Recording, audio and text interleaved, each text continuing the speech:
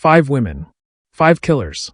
And in every single case on this list, the murder was not the most disturbing part. What the killers did after is what will stay with you. Brandon Clark posted her photos on social media before police even knew she was missing. Larry Dunn Jr. looked detectives in the eye and said, "She killed me, so I killed her." Bailey Boswell and Aubrey Trail went on Facebook Live after dismembering a body. Demetrius Pagortzis walked into a school full of witnesses and opened fire on the girl who rejected him. And whoever held Cassidy Rainwater captive sent the FBI the evidence themselves. 5 killers. 5 victims. And in every case, a darkness that didn't stop at the crime scene. Before we get into it, if you're new here, welcome to Dark Trace Crime Stories. Every week we trace the shadow that every crime leaves behind.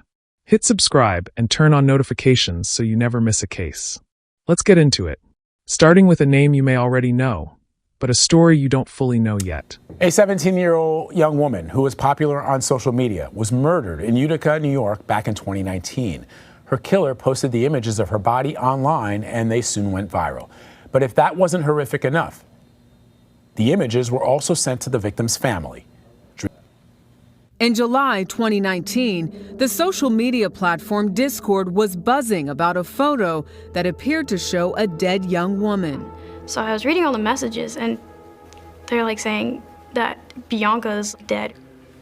At first, Elizabeth wasn't too concerned about her friend Bianca Devins and thought it might be fake. On Discord, it's fairly common for people to post gore and disturbing images just to sort of get a rise out of people. It was certainly within the realm of possibility that this could have been faked. Dispatch to all units. But it all became very real when a 911 call came in from Brandon Clark. We have him on the line now. A young man that Bianca had been out with that night. My name is Brandon. The victim is Bianca Michelle Devins. What are you doing, man? Brandon's armed with a knife. After a brief struggle, police disarmed Clark and placed him under arrest. Investigators soon discovered Bianca's body under a tarp. So you better send somebody to the mom's house to give her a heads up. But Bianca's mother, Kim Devins, already knew. Someone had texted Bianca's family the horrific photo. I just kept screaming, "It's not her. It's not her. It's not my baby." In the days and weeks that followed, the images went viral on social media, and online trolls relentlessly sent Bianca's family the photos and cruel memes. A young woman's life was brutally ended in a car in the early hours of July 14th, 2019. Bianca Devins, just 17 years old, was killed by a man she had met online. But the horror didn't stop there. Her murderer, Brandon Clark, didn't just end her life.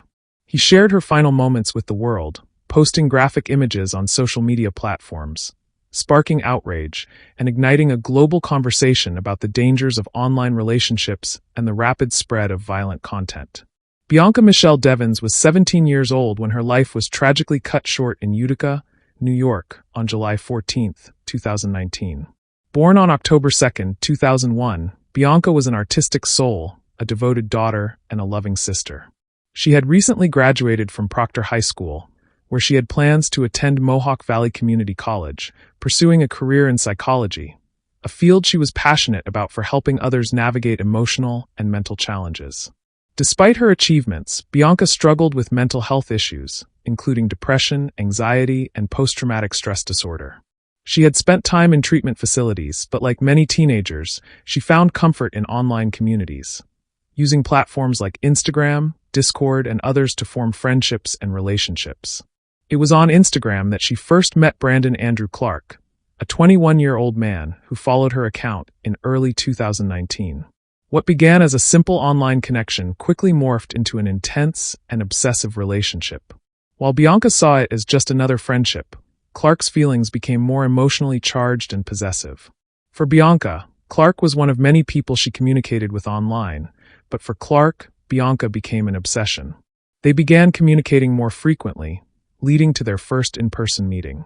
But the nature of their relationship was far more complex than a casual connection. Bianca reportedly did not view it as exclusive, while Clark's attachment to her grew into something far more intense and unhealthy. On July 13, 2019, Bianca, Clark, and a mutual friend attended a concert together in New York City. After the concert, they began their drive back to Utica. But on the way home, Clark became visibly upset when he saw Bianca kiss another individual at the concert. This moment of rejection sent Clark into a jealous rage, and he became increasingly possessive and angry. This behavior marked the beginning of the deadly escalation. Once back in Utica, Bianca and Clark found themselves alone in Clark's vehicle, parked in a secluded area. An argument broke out between them, centered on the nature of their relationship and Bianca's rejection of Clark's feelings. Bianca made it clear that they were not an exclusive couple and reinforced her boundaries, a move that Clark was unwilling to accept. The argument escalated to a point of no return. At some point during the argument, Bianca fell asleep in the back seat of the car, exhausted from the emotional confrontation.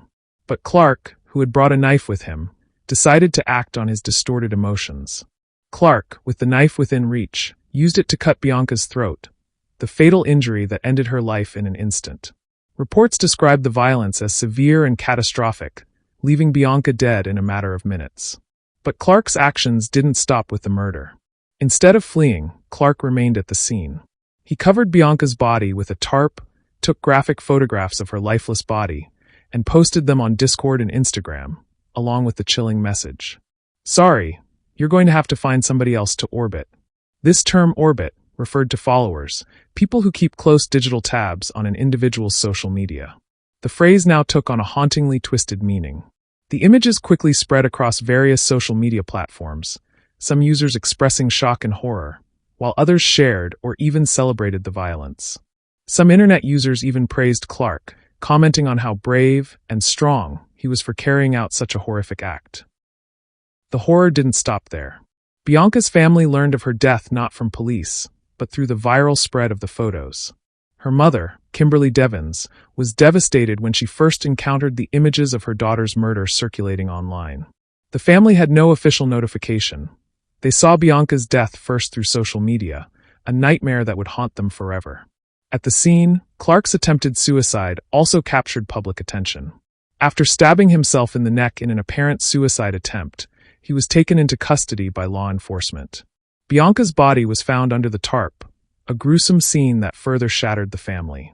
Despite the graphic nature of the murder, Clark's actions on social media quickly became a defining part of the case. The speed and scale at which the images spread highlighted a pressing issue: the dangerous role of digital platforms in the circulation of violent content. You had a lot of people reposting the image over and over. They just shared it because it would garner clicks. I felt disgust, anger, hatred.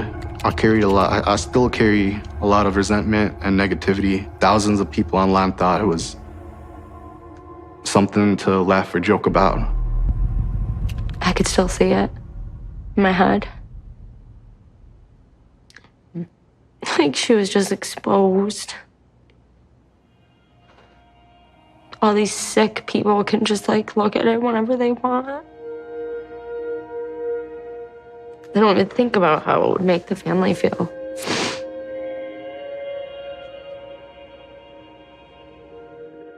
People posted the picture under my Facebook profile picture. They would send it to Olivia and I constantly. They would tag us in it. It felt like as soon as we got one picture removed, another one was posted. As a mother, it was very devastating because I feel like I couldn't protect her from that. I couldn't protect her from her murder, and then I couldn't protect her from being exploited on the internet.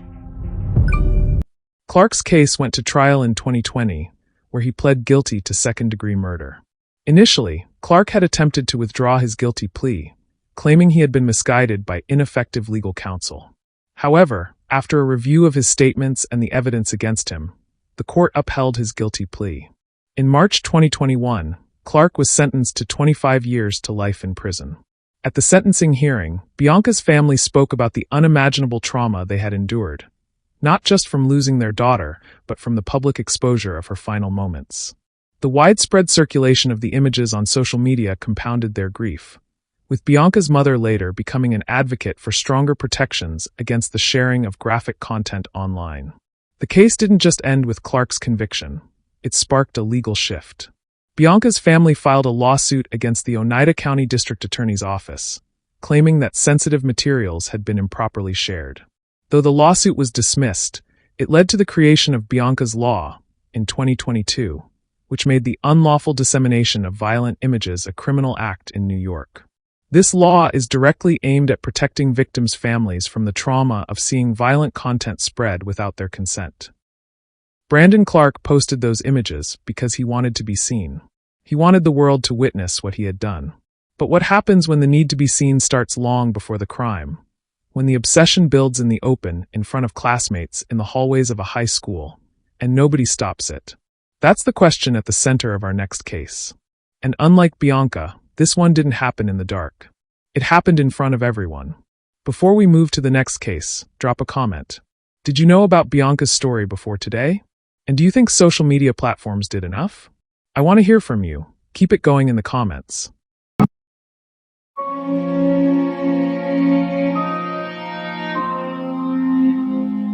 She was shy and sweet and quiet, and she was just talented. And how can you do that to somebody? I just don't get it. I don't understand why. Why would he do that? A teenager's life is cut short by a classmate, but this is not just another school shooting. Shauna Fisher, just 16 years old, was a victim of rejection, and in the weeks leading up to her death, she made it clear she wanted nothing to do with the shooter. Despite her repeated rejections, Demetrius Pogortzis relentlessly pursued her, and when she finally stood up to him, it would be the last decision she ever made. On May 18, 2018, Shauna became one of the first victims in a mass shooting at Santa Fe High School, and her story reveals much more than just a random act of violence. It was a tragedy born from unrelenting harassment, rejection, and escalating violence. Shauna Nicole Fisher was a 16-year-old student at Santa Fe High School, a small community located in Santa Fe, Texas, just outside of Houston. She lived with her mother, Sadie Rodriguez, and had at least one younger sister.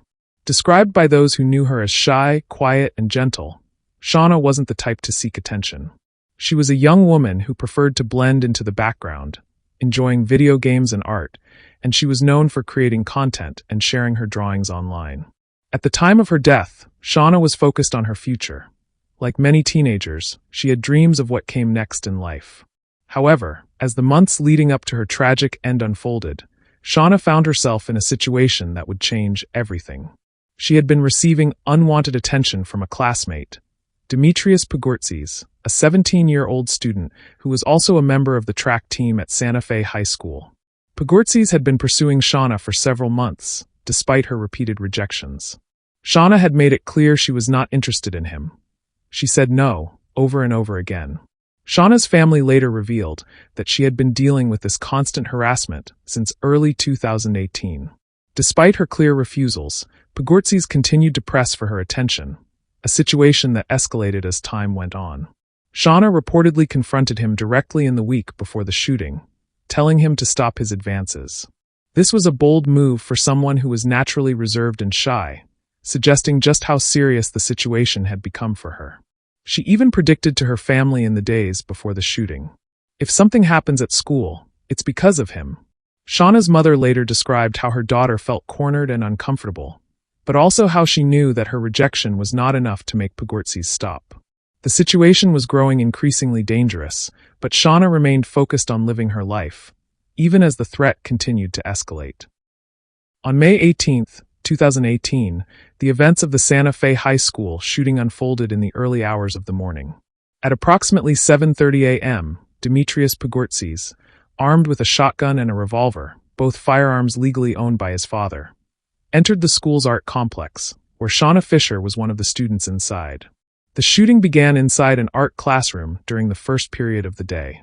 Pogortzis moved through connected classrooms, firing shots and causing panic and chaos. Students scrambled to hide, barricade doors, or escape through any available exits. Witnesses later described the confusion as absolute terror, with students unsure of where the shooter was and whether they would be next. Shauna was one of the first to be targeted. According to her family, they believe she was deliberately singled out, a suspicion that was bolstered by Shauna's history with Pogortses and the escalating harassment she had endured. Although the official motive for the shooting has been difficult to confirm, the timeline of their interactions suggests that Shauna's rejection of Pogortses was a significant factor in why she became one of the early victims of his attack. The shooting continued for several minutes, leaving 10 dead, 8 students and 2 teachers, and more than a dozen others injured. As law enforcement arrived on the scene, Pogortses was apprehended. He surrendered calmly, later admitting that he had intended to target specific individuals, though he denied focusing only on Shauna. For Shauna's family, the immediate aftermath was nothing short of horrific. Sadie Rodriguez, Shauna's mother, publicly expressed her shock and grief, describing how she had spoken to Shauna just hours before the shooting, and how she had sent her daughter off to school like any other morning, not knowing it would be the last time she would see her alive. In the aftermath of the shooting, Pogortses was arrested and charged with capital murder and aggravated assault. Investigators later discovered that Pogortses had planned the shooting, with evidence showing he had carefully prepared for the attack. He had spent months planning, acquiring weapons from his father's collection, and even crafting pipe bombs that he intended to use during the shooting. His social media activity revealed his obsession with violence and his infatuation with mass shootings, drawing comparisons to past shooters, including the Columbine High School massacre. According to law enforcement, Pogortses admitted that Shauna was one of the specific targets, and his actions seemed to be fueled by a grudge against those who had rejected him, particularly Shauna. The shooting was not random, it was personal, and Shauna's rejection of him may have been the trigger for his violent outburst. Pogortses' trial faced many legal delays due to questions surrounding his mental competency. After being evaluated for mental health issues, he was deemed competent to stand trial in 2021, and in 2022, he was sentenced to life in prison without the possibility of parole. His actions would forever be remembered as part of the Santa Fe High School shooting, one of the deadliest school shootings in U.S. history.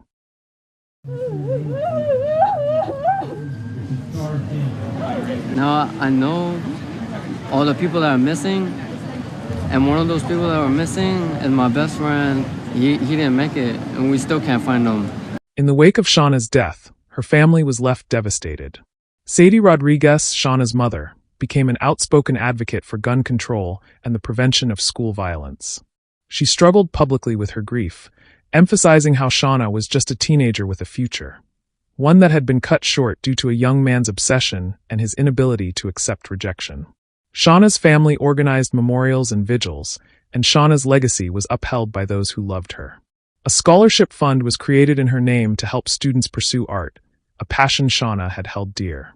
Despite the heartbreaking loss, her family continued to share stories of Shauna's kindness, creativity, and gentleness, reminding everyone that Shauna was so much more than just a victim. Shauna Fisher was killed because she said no. Her rejection, public, final, and brave, is what Demetrius Pogortses couldn't live with. But rejection takes many forms. And in our next case, it wasn't a teenager saying no to a classmate. It was a woman simply telling the truth about her own body, and paying for it with her life. What started as an affair between a married man and a woman trying to navigate life with an HIV diagnosis would quickly spiral into an act of senseless violence. Cicely Bolden, a devoted mother, daughter, and sister, found herself brutally murdered after a heated argument over her HIV status. The man who killed her, Larry Dunn Jr., justified his actions by claiming she killed him, leading to an unforgettable confession: "She killed me, so I killed her."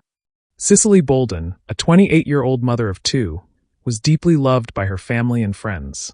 Known for her strong bonds with her twin sister and her children. Diagnosed with HIV 2 years prior, Cicely had openly disclosed her status to those she trusted, but not always immediately to everyone she encountered. At the time of her death in September 2012, Cicely was in a relationship with Larry Dunn Jr., a married man with children.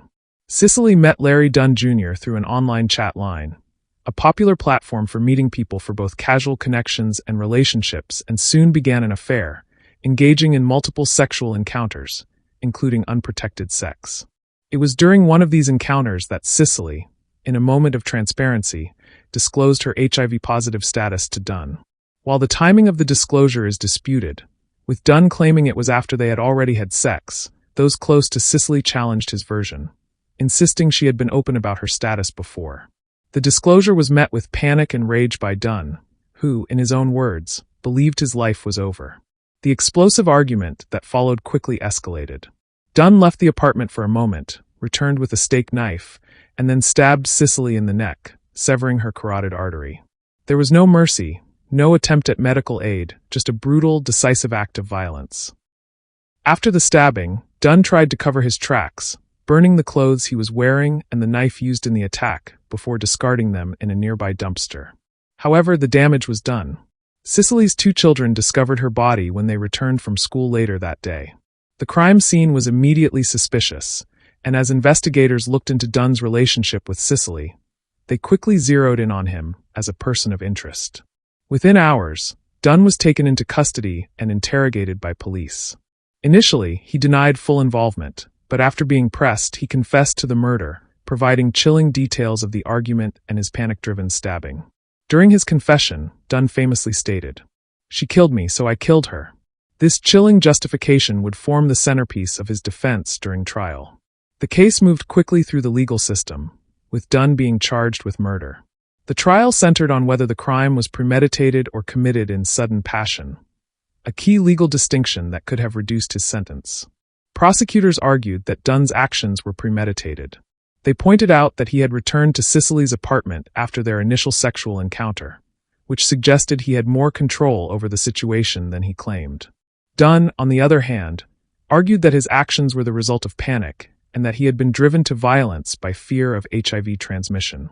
In October 2013, Dunn pled guilty to first-degree murder, but his defense hinged on the argument of sudden passion, claiming he acted out of rage after learning of Cicely's HIV status. The jury, however, rejected this argument, deeming the murder premeditated rather than a momentary loss of control.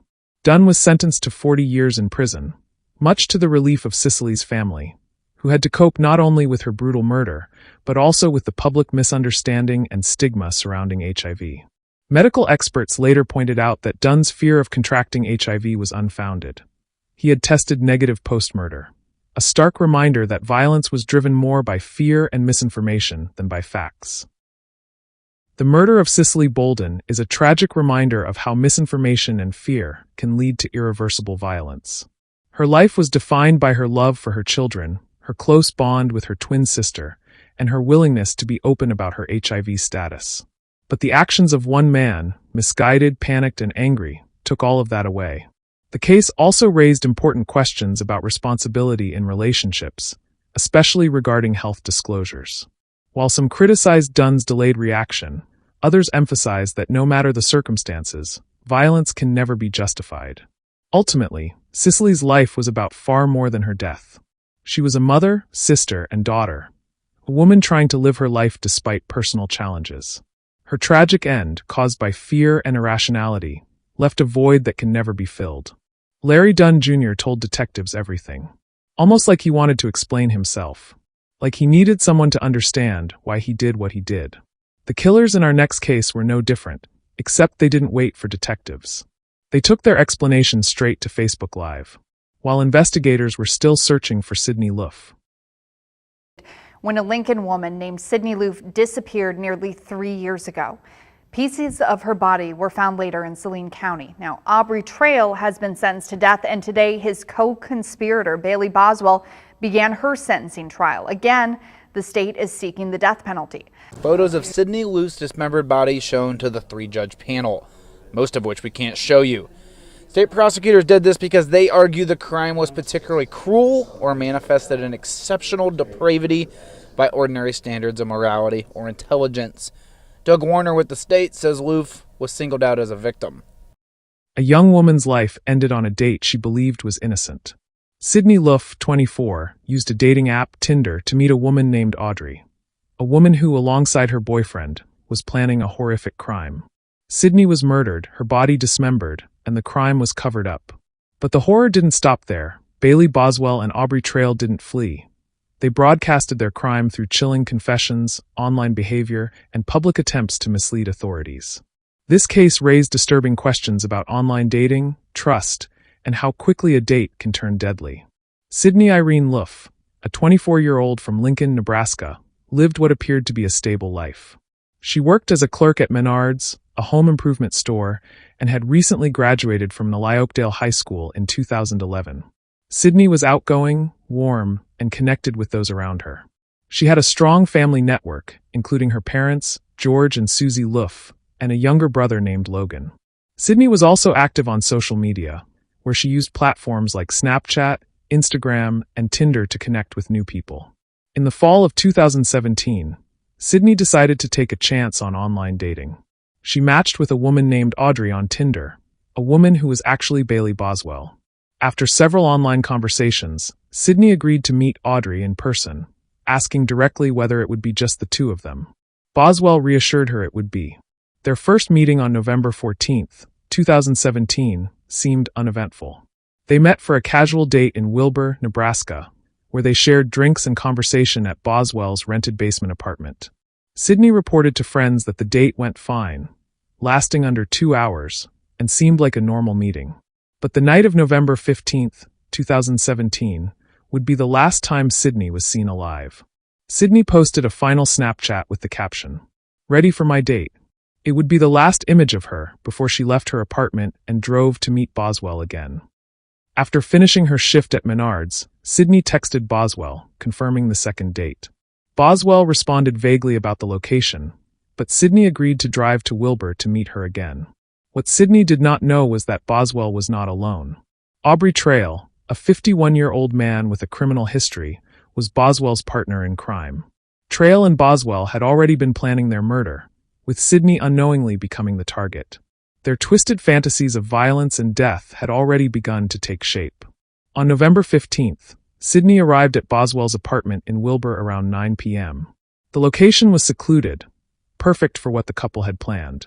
Boswell and Trail had purchased tools, including saws, trash bags, and bleach, all of which were used in the crime. Surveillance footage showed the pair buying the tools earlier in the day, hinting at their premeditated intentions. Once at the apartment, Sydney was lured into a false sense of security. The night seemed to be like any other date, until it escalated into a deadly confrontation. In an affidavit, Trail admitted to strangling Sydney with a power cord while Boswell allegedly helped. The exact details of her death remain uncertain. Was she alive when they began dismembering her body? It's unclear. What is certain is that Sydney Luff was brutally murdered and her body was then dismembered into at least 14 pieces. The horrific disposal of her remains followed. Boswell and Trail discarded parts of her body along rural roads in Nebraska, near Edgar, around 90 miles from Wilbur. Some body parts were never recovered, deepening the horror of the crime. Sydney failed to show up for work the following day, which was unusual. Her family grew concerned and reported her missing, launching a search effort with local law enforcement and the FBI. But in the days that followed, Boswell and Trail's behavior raised red flags. Instead of hiding, the pair actively denied involvement and even posted videos online, claiming that Sydney had been dropped off safely after the date. They attempted to mislead authorities, but their public attempts to cover up the crime only heightened suspicion. The investigation soon revealed Trail and Boswell's prior violent fantasies, which included talks about killing someone. Trail, in particular, had an extensive criminal record, and it became clear that he had influenced Boswell throughout the crime. Evidence also showed that Trail sent coded letters to Boswell while in jail, attempting to control their defense narrative. On December 8, 2017, Trail and Boswell were arrested in Missouri on unrelated charges. At the time of their arrest, they were found with items suggesting they were preparing to flee. As the investigation intensified, search teams found Sydney's remains on December 4 to 5, 2017, along a gravel road near Edgar, Nebraska. The remains were identified as Sydney Luff. During the investigation, Trail made chilling statements to a cellmate, boasting about killing Sydney. He later admitted to the murder, but claimed it was accidental. His confessions were inconsistent, shifting between claiming it was a consensual accident and admitting to intentional murder.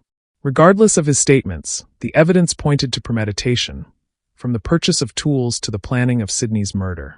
In 2019, Aubrey Trail was convicted of first-degree murder, conspiracy to commit murder, and improper disposal of human remains. He was sentenced to death. Bailey Boswell was tried separately, and in 2020, she was convicted of first-degree murder and sentenced to life in prison without parole. The jury rejected the defense's argument that Sydney's death was accidental or tied to consensual activity. The evidence was clear. The murder was deliberate, and the pair had actively planned and executed it. Sydney's family, particularly her mother Susie, have been active advocates for justice and awareness. They worked tirelessly to keep the case in the public eye, urging people to be careful when using online dating apps. Susie Luff, in particular, became a vocal advocate for dating app safety, highlighting how easily trust can be exploited by dangerous individuals. Sydney's family also held memorials and established scholarships in her honor, ensuring that Sydney's life would not be forgotten. Bailey Boswell and Aubrey Trail wanted the world watching. They went live because silence felt like defeat. But our final case takes that darkness somewhere even harder to explain. Because the people who held Cassidy Rainwater didn't go live. They sent photos directly to the FBI. Anonymous. Calculated. Like they were playing a game. And nobody, not investigators, not the public, fully understands why. I believe I deserve to die. And I'm ready for that. Timothy Norton said those words just moments after the end of his court hearing in Dallas County. Until now, he'd been in the Greene County Jail, separate from the other murderer in this case, James Phelps. Even by accident, it's not right to take a life. Everybody harps at me, I'm a monster, I'm a monster, I'm a monster. They don't know who I am. Cassidy Rainwater was reported missing in August of 2021 by a family member. They traced her to James Phelps' house on Moon Valley Road, where they found Rainwater's body. Detectives traced messages between Phelps and Norton. It just kind of happened. Things like I told somebody else once, it kind of went sideways. Norton said he and Phelps thought Cassidy had stolen things from them and wanted it back. He claims Phelps strangled Cassidy. The next thing I know, he was choking her and things were going sideways. And if you looked into his eyes, that would have been the last thing you'd ever wanted to do was cross him at that point in time. I know he's got a temper. I know how he works. Norton was not emotional through his court appearances and says he is still numb. Maybe later tonight, when I go to sleep, I'll cry. You can talk to my kids. You can talk to my exes. Most of my emotions come out when I'm asleep. A struggling mother disappears from a rural property, only for the FBI to receive anonymous photos showing her in confinement, which ultimately lead investigators to human remains hidden in a freezer. The images didn't just reveal her death. They ignited a firestorm of dark rumors online, from dark web trafficking to alleged grotesque motives involving meat and body parts. Cassidy Rainwater was 33 years old and originally from Lebanon, Missouri. She was described by family and friends as creative, loving, and devoted to her children, writing poetry, singing, enjoying simple outdoor activities, and deeply caring for her family despite a life marked by instability and hardship. By 2021, Cassidy was in a particularly vulnerable place, struggling with housing and trying to get back on her feet. She was staying temporarily at a rural cabin in Dallas County, Missouri, offered by 58-year-old James David Phelps, a man she knew through local contacts. The property was isolated, deep in wooded land where daily life could go largely unnoticed. The last confirmed sighting of Cassidy was around July 24th to 25th, 2021. For nearly a month after she vanished, Cassidy's absence went unreported. Phelps told law enforcement that she had simply left the property in the middle of the night, a claim that wouldn't hold up. Instead, what happened at that cabin became one of the most disturbing criminal cases in recent Missouri history. Cassidy Rainwater didn't disappear. She was murdered in cold blood by people she trusted. The details investigators pieced together show a sequence of cruelty that shocked both law enforcement and the public once the truth emerged. According to court testimony and investigative records, Cassidy was kept on the property for days after she was last seen alive. Rather than leaving as Phelps originally claimed, Cassidy was killed inside that cabin. Testimony from Timothy Norton states that Phelps smothered or strangled her while Norton physically restrained her. After her death, the two men did not report the crime or attempt to notify authorities. Instead, they began dismembering her body and attempting to conceal what they had done. This wasn't a momentary panic reaction. The evidence suggests a prolonged effort to hide the crime, including placing parts of her remains in a freezer, some of which were discovered wrapped and stored there by investigators. For weeks, law enforcement had nothing more than a missing person report and suspicious statements from Phelps. Then in mid-September 2021, something incredible happened. The FBI received an anonymous tip consisting of graphic images connected to Cassidy's disappearance. Among them were photos of her alive in some kind of cage, and others showing evidence suggesting she had been killed and her body disturbed. These photos weren't mild or incidental. They were so disturbing that they instantly elevated the case from missing person to homicide with probable cause. Among the most horrific elements of this case were the anonymous photos sent to the FBI. Images showing Cassidy held captive in a makeshift cage, followed by pictures suggesting what had been done to her body after death. These images were the catalyst for a full homicide investigation. Once authorities had the tip, they executed search warrants on the Phelps property. Investigators discovered human remains in a freezer on the property, later confirmed to be Cassidy's by DNA. Electronic devices and photos linking the crime to Phelps and his associate. A dismemberment site on and around the land. Court records and statements from Timothy M. Norton, 56, a longtime associate and friend of Phelps, revealed that Phelps had asked Norton to help him kill Cassidy while she was staying there. According to Norton, he held her legs while Phelps strangled her. After her death, the two men did not report the crime or attempt to notify authorities. Instead, they began dismembering her body and attempting to conceal what they had done. This wasn't a momentary panic reaction. The evidence suggests a prolonged effort to hide the crime, including placing parts of her remains in a freezer, some of which were discovered wrapped and stored there by investigators. At the time, authorities stressed that there was no official evidence publicly confirming the motive, only the sequence of acts and the overwhelming proof that Cassidy had been murdered. As the graphic photos and gruesome descriptions began circulating online, a variety of theories emerged, some more credible than others. While these remain speculation and are not substantiated by court evidence, they reflect the darker narratives that people latched onto. Some commentators claimed that Cassidy's death was connected to dark web marketplaces, illicit organ or body part trafficking, crimes beyond a simple kill and hide. Some described the case in terms used in cannibalism rumors, claiming Cassidy was killed for meat, personal gratification. Because Cassidy was living with Phelps, some speculated that she was sexually involved with one or both men, that the relationship escalated into violence. In September 2021, Phelps and Norton were arrested, initially charged with kidnapping and abandonment of a corpse. But the more the investigation unfolded, the darker the details became, leading to charges being upgraded to first-degree murder. In court, James Phelps entered an Alford plea, acknowledging that the prosecution had overwhelming evidence, even though he didn't admit guilt directly. He was sentenced to life without parole. Timothy Norton pleaded guilty to first-degree murder, with his sentence also being life in prison. In a chilling statement, Norton admitted, "I deserve to die," acknowledging the full horror of his actions. Despite the gruesome nature of the case, there remained no clear motive in court records. All the speculations about dark web involvement or selling body parts, nothing was proven in the courtroom. Community members in Dallas County say they are happy to know he will stay behind bars. Happy, ecstatic, excited. That's what needed to happen.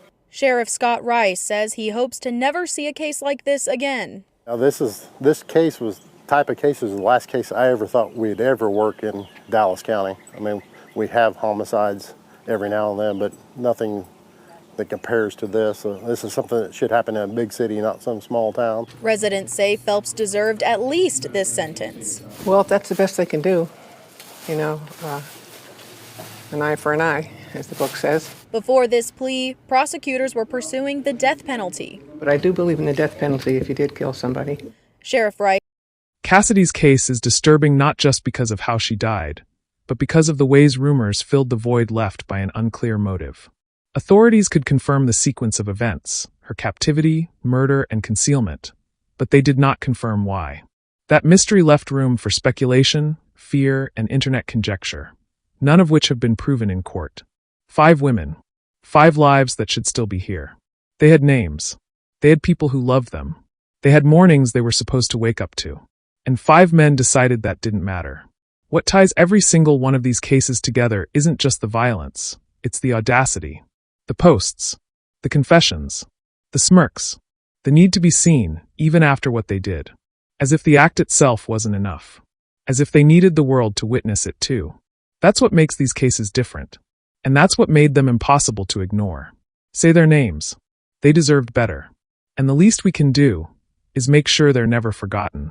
If these cases moved you, hit subscribe. New case every week. And if you know someone who needs to hear these stories, share this video. One share might be the reason someone stays safe. I'll see you in the next one.